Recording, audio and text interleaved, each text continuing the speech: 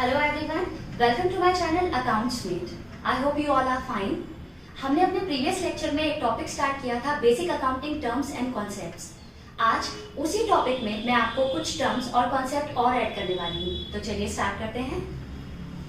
Debtors का मतलब होता है, सबसे पहली टर्म हमारी डेटर, और ये मैंने प्रीवियस लेक्चर में भी डिस्कस किया था, बट इसमें अभी कुछ और चीजें ऐड करनी है, तो इसको दोबारा से पढ़ते हैं। पहले डेटर्स का मतलब होता है business sold goods to them on credit. Debtors वो पर्सन होता है जिसे बिजनेस गुड्स देता है उधारी पर।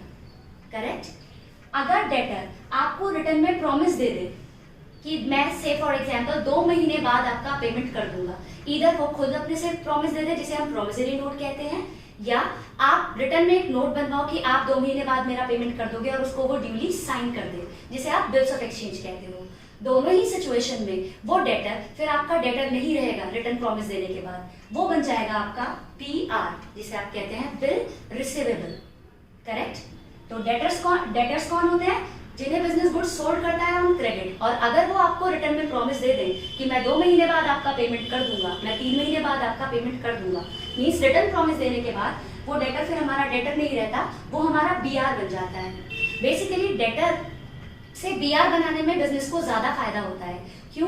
क्योंकि अगर आप ये बोलेंगे, अगर आप कभी बैंक से जाके डिस्काउंट करा के पैसे लेना चाहें इस बीआर को, तो आप करा सकते हैं। मींस कि कोई बंदा रिटर्न में आपको प्रॉमिस दे दिया है कि मैं आपको थोड़े दिनों बाद पैसे दे दूंगा, तो बैंक उसके बिहाफ पर कई बार आपको हार्ड कैश दे देता है। बट अगर आप कहें कि मेरे इतने डेटर्स हैं, आप मुझे कैश दे, तो उस बेस पर कभी भी आपको कैश नहीं मिलता, क्योंकि बिजनेस में लिक्विडिटी की बहुत नीड होती है, हमें कैश चाहिए होता है, तो हम बीआर ज्यादा प्रेफरेबली एक्सेप्ट करते हैं।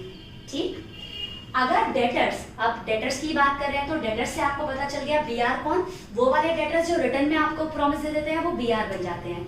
कई बार डेटर्स आपको पैसे नहीं दे पाते, या तो वो कैपेबल ही नहीं है, या उनका मे बी इंटेंशनली और अनइंटेंशनली, जब भी आपको डेटर्स से कुछ भी रियलाइज ना हो, तो वो डेटर्स क्या बन जाते हैं फिर आपके? Bad debt. तो वो डेटर्स आपके बैड डेब्ट हो जाते हैं। जब कोई डेटर आपको कैश नहीं देता, कैश देने की अनअवेलेबिलिटी, लाइक वो पैसे देने के लिए स्पेसिफिकली मना कर देता है, या मैं कहूं उसके पास पैसे हैं ही नहीं देने के लिए, उसकी प्रॉपर्टी कम है और उसकी लायबिलिटी ज्यादा है, जिसे हम कहते हैं इंसॉल्वेंट, तो उस सिचुएशन में उस डेटर को हम डेटर ना कह के बैड डेब्ट्स कह देते हैं। ठीक। इन फ्यूचर कभी ये डेटर्स जो बैड डेट हो गए हैं कभी हमें रिकवर हो जाएं, तो आप बोलते हो उन्हें बैड डेट रिकवर्ड। ठीक। तो अब ये 4 टर्म्स एक बार फटाफट दोबारा रिवाइज कर लेते हैं, ताकि फिर हम अपने एसेट्स को रिवाइज कर पाए। ठीक। तो डेटर्स मतलब क्या? बिजनेस सोल्ड करता है इन्हें गुड्स ऑन क्रेडिट। अगर ये रिटर्न में हमें प्रॉमिस दे दे, तो ये बन जाते हैं बीआर। अगर डेटर्स आपको कैश देने में असफल रह जाएं, या वो आपको कैश ना दे पाए, तो वो बन जाते हैं बैड डेट्स। और अगर कभी इन फ्यूचर ये रिकवर हो जाए, तो इन्हें बोला जाता है बैड डेट रिकवर। ठीक। अब एसेट पढ़ने से पहले आप 2 अकाउंटिंग कॉन्सेप्ट्स ये जो है इन्हें देख लेते हैं। ठीक। तो बिजनेस में एक और इंपॉर्टेंट कॉन्सेप्ट है आपका गोइंग कंसर्न कॉन्सेप्ट। ये गोइंग कंसर्न कॉन्सेप्ट कहता है कि आपका बिजनेस लॉन्ग रन के लिए है। जब तक आप अपना फॉरसिएबल फ्यूचर देखते हैं, तब तक आप अपने बिजनेस का भी फ्यूचर देखें। ठीक। तो जब भी आप बेसिक अकाउंटिंग कॉन्सेप्ट्स को ध्यान में रखते हुए कभी भी कोई अपना बिजनेस स्टार्ट करता है, तो वो इस इंटेंशन से स्टार्ट करता है कि जब तक मैं अपने बिजनेस को कंटिन्यू करूंगा। उसकी कोई इंटेंशन नहीं होती इसको इन बिटवीन शट डाउन करने की। करेक्ट। अब बात करते हैं अकाउंटिंग पीरियड कॉन्सेप्ट। अब मैंने अपने बिजनेस का जो टाइम पीरियड है वो इतना बड़ा टाइम पीरियड कर दिया, अब मुझे ये चेक करना होगा कि मुझे फायदा हो रहा है या नुकसान, मैं कंटिन्यू करूं इस बिजनेस के साथ या इसको शट डाउन कर दूं।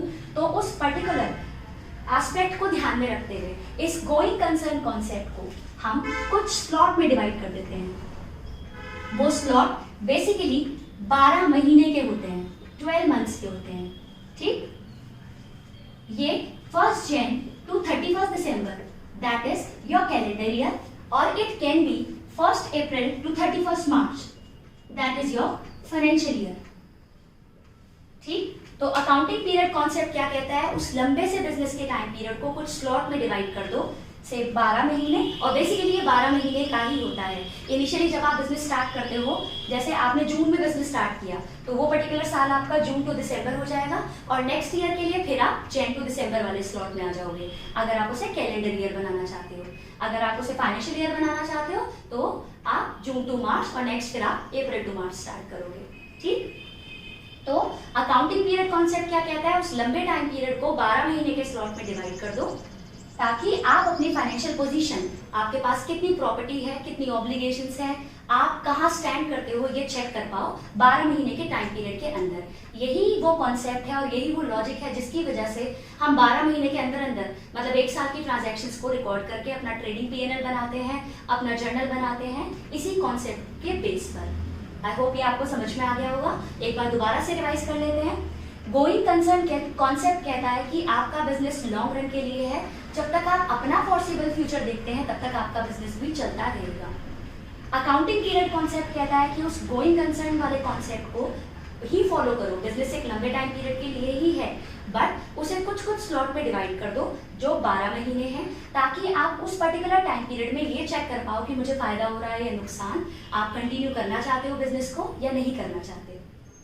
आई होप ये समझ में आ गया है आपको। अब बात करते हैं आज की लास्ट टर्म की, दैट इज असेट। असेट का मतलब होता है जो भी प्रॉपर्टी ऑर्गेनाइजेशन से बिलोंग करती है, लाइक बिजनेस का कैश, उसके गुड्स, उसके डेटर्स, उसके बीआर, मशीनरी, फर्नीचर, एवरीथिंग। जो भी प्रॉपर्टी ऑर्गेनाइजेशन से बिलोंग करती है वो उसकी असेट कहा जाता है कलेक्टिवली उसको। ठीक, तो यहाँ मैंने लिख रखा है डे टू डे एक्टिविटीज में मदद करने वाली जो चीजें हैं, जैसे मशीनरी से वो प्रोडक्शन करेगी तो मशीन उसकी असेट है। जो चीज उसको दूसरों से मिलने वाली है, दैट इज डेटर्स, और बीआर से मिलने वाला कैश, वो भी उसकी असेट होती है। तो ब्रॉडली बेसिकली हम क्या कह सकते हैं, असेट में क्या है, cash, goods, debtors, BR, building, furniture, machinery, ये सब बिजनेस के असेट होते हैं। ठीक, असेट को ब्रॉडली 2 पार्ट में डिवाइड किया जाता है, करंट असेट और non current asset. Non current asset और करंट असेट दोनों चीजों को समझने के लिए आपको अकाउंटिंग पीरियड कॉन्सेप्ट आना चाहिए। अकाउंटिंग पीरियड कॉन्सेप्ट में मैंने आपको बोला कि पूरा टाइम पीरियड को 12 महीने के स्लॉट में डिवाइड किया जाता है, और वो 12 महीने कैलेंडर ईयर भी हो सकते हैं और फाइनेंशियल ईयर भी हो सकते हैं। तो अगर कोई भी असेट 1 साल के अंदर अंदर कैश में कन्वर्ट हो जाती है तो उसे करंट असेट कहा जाता है। जैसे डेटर्स से आपको 1 साल के अंदर अंदर कैश मिल जाता है तो वो आपके करंट असेट हैं। कैश आपका करंट असेट है ही। बीआर से भी आपको 1 साल के अंदर अंदर कैश मिल जाता है तो वो आपका करंट असेट है। गुड्स आपके करंट असेट है, इसे आप 1 साल के अंदर अंदर सेल करके कैश रिसीव कर लेते हो। नॉन करंट असेट में आते हैं वो असेट जो 1 साल के अंदर अंदर कैश में कन्वर्ट नहीं होते, जैसे आपकी मशीनरी, आपका फर्नीचर, क्योंकि ये आपके बिजनेस प्रीमाइसेस में एक साल से ज्यादा तक रहते हैं, क्योंकि इनका बेनिफिट आप 1 से ज्यादा सालों तक डिराइव करते हो और उन्हें आप कैश में कन्वर्ट नहीं करते। मींस मैं मशीनरी इस वजह से नहीं लाई कि इसको मैं अगले साल ही सेल करके प्रॉफिट कमाऊंगी। मशीन मेरी main course of activity that is production, उसमें मदद कर रही है, तो मशीन फिक्स असेट है क्योंकि ये 1 साल के अंदर अंदर कैश में कन्वर्ट नहीं होगी। अगेन नॉन करंट असेट को 2 पार्ट में डिवाइड किया जा सकता है, टेंजेबल असेट और इनटेंजेबल असेट। टेंजेबल असेट वो असेट होते हैं जिन्हें मैं देख सकती हूँ, जिन्हें मैं टच कर सकती हूँ, जैसे मशीन और बिल्डिंग, फर्नीचर। ठीक, और इंटेंजेबल असेट से मेरा मतलब है ऐसे असेट जिन्हें सिर्फ मैं फील कर सकती हूँ, जैसे गुडविल मतलब मेरा अच्छा नाम, मैं उसको देख नहीं सकती, मैं सिर्फ उसको फील कर सकती हूँ। ठीक, which can't be seen, which can only be feel, वो सब इंटेंजेबल असेट होते हैं, जैसे आपकी गुडविल, पेटेंट, कॉपीराइट। तो आई होप आपको ये सारे टर्म्स और कॉन्सेप्ट समझ में आ गए होंगे। एक बार क्विक रिवीजन करते हैं। डेटर्स वो लोग जिन्हें बिजनेस गुड्स सोल्ड करते हैं ऑन क्रेडिट। बीआर अगर डेटर ने आपको रिटर्न में प्रॉमिस दे दिया तो वो बन गए बीआर। अगर डेटर से आपको कोई कैश रिसीव नहीं होने वाला, बैड डेट्स, इन फ्यूचर कभी रिकवर होगा, bad debt recover. Asset organisation से बिलोंग करने वाली सारी प्रॉपर्टी, चाहे वो कैश हो, चाहे वो गुड्स हो, चाहे वो डेटर्स हो, चाहे वो बिल्डिंग हो, चाहे वो फर्नीचर हो। अगर वो दिख रही है टेंजेबल, अगर वो सिर्फ आप फील कर सकते हो तो इनटेंजेबल। अगर वो 1 साल से ज्यादा के टाइम पीरियड तक आपके पास रहती है और कैश में कन्वर्ट नहीं होती तो नॉन करंट असेट, और अगर वो 1 साल के अंदर अंदर कैश में कन्वर्ट हो जाती है तो current asset.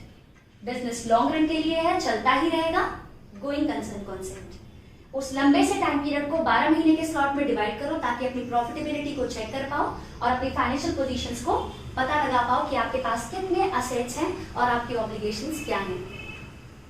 Correct? I hope आपको ये समझ में आया होगा। अगर आपको मेरी वीडियो पसंद आती है तो इसको लाइक कीजिए, शेयर कीजिए ताकि मैक्सिमम टू मैक्सिमम बच्चे इससे बेनिफिट डिराइव कर पाएं। And subscribe my channel. Don't forget to press the bell icon so that you can get the notifications of my latest updates. Thank you.